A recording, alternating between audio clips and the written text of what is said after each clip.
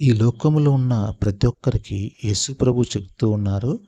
నేనే మార్గమును, సత్యమును, జీవమును. అంటే ఇక్కడ చూసినట్లయితే మొదటగా ప్రభువు చెప్తున్న మాట నేనే మార్గమును. ప్రతి సమస్యకి, ప్రతి ఒక్క పరిస్థితికి, ప్రతి ఒక్క సిట్యుయేషన్ అన్నిటికీ కూడా మార్గం ఏదన్నా ఉంది అంటే అది యేసు ప్రభు మాత్రము. మన జీవితంలో ఒకే ఒక్క మార్గం ఉంది. అది యేసయ్య మాత్రమే. యేసయ్య మాత్రమే ఒక మార్గముగా ఉన్నాడు. ఆయన మాత్రమే నీకు నాకు ఒక మార్గముగా ఉన్నాడు.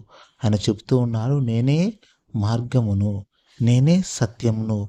యేసుప్రభువు మాత్రమే ఈ లోకములో ఉన్నటువంటి సత్యము ఏదైనా ఉన్నది అంటే అది యేసుప్రభు మాత్రమే. ప్రతి ఒక్కటి కూడా కొంతకాలం ఉంటుంది ఈ లోకంలో. కానీ సత్యము ఎల్లప్పుడూ ఉండేది దేవుడు మాత్రమే. అది ప్రభువు చెప్తూ ఉన్నారు. నేనే సత్యము, నేనే నిజమై ఉన్నాను. ఈ లోకంలో చాలామంది చాలా అబద్ధాలు చెప్తూ ఉంటారు. చాలా మాటలు చెప్తూ ఉంటారు. కానీ ప్రభువు క్లియర్‌గా చెప్తూ ఉన్నారు. ఈ లోకంలో ఇప్పటివరకు ఎవరు కూడా ఈ మాట చెప్పలేదు. కానీ యేసయ్య చెప్తూ ఉన్నారు. నేనే సత్యము అయి ఉన్నాను. తర్వాత ప్రభు ఇంకా చెప్తూ ఉన్నారు. నేనే జీవమును అయ్యున్నాను.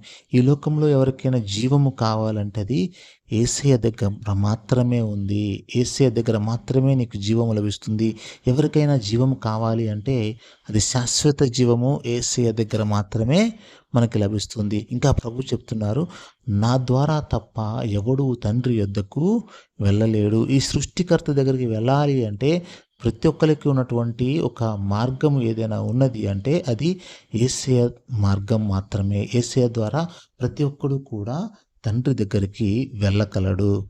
కాబట్టి ప్రభువు మనల్ని ఆహ్వానిస్తూ ఉన్నారు. ఆయన మార్గములోనికి వెళ్ళటానికి, ఆయన సత్యమును వెతకడానికి, ఆయన జీవమును పొందడానికి మనందరినీ కూడా ఆహ్వానిస్తూ ఉన్నాడు.